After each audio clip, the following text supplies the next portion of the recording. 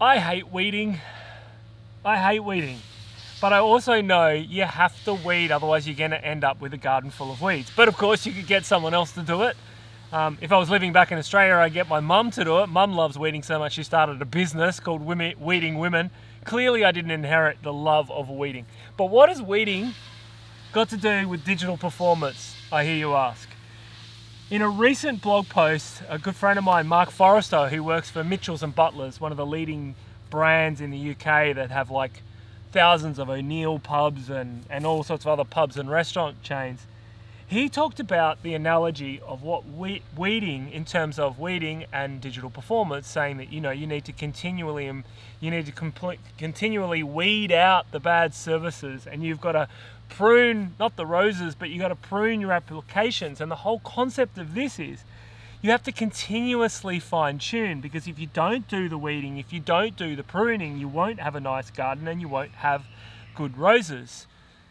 It's also impossible to stop weeds. Really, it is. They're going to come back, and in the same way it's almost impossible to stop digital performance problems from happening, because there's so much complexity. It's so diverse. So many things can possibly go wrong, from the microservices and the containers and the infrastructure and just so many different variables. So you have to have this culture of continuous optimization.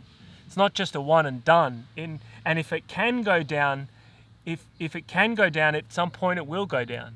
And so you need something smart and something intelligent to help you, to assist you. And that's what Dynatrace does for these guys, in that it's able to help them identify, where do I need to go weeding? It doesn't do the weeding for you. Not yet, anyway. But where do you need to go? How do I best use my time? How do I get the precise answers then on which roses need pruning and on which date and by when? Anyway, the point of all of this, apart from the fact that I hate weeding, and I'm not actually weeding, I'm not even pretending, I get someone else to do the weeding. That wasn't the point. The point is, it's a really cool blog post, and I love some of the analogies. And actually in the blog post he says there are 1%ers, or no, he said the pennies, his grandfather said to him, or his grandma, or some parent of knowledge said to him, if you take care of the pennies, the pounds will take care of themselves.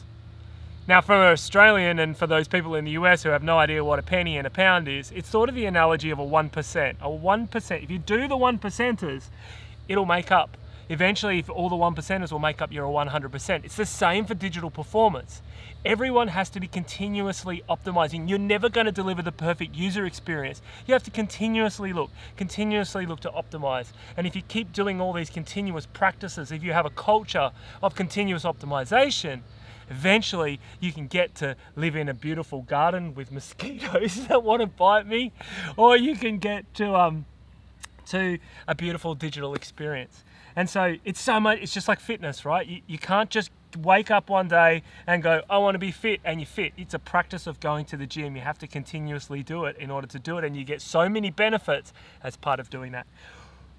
Right, so that's it for my little video today that I wanted to share in the garden, because it's a beautiful day. And if you feel inferior, think about a mosquito. Think about like how inferior they are, and yet they can wreak havoc and cause such dangerous stuff. Enjoy the garden, enjoy the weeding, enjoy continuously optimizing all of your environments. I can't remember what I was saying.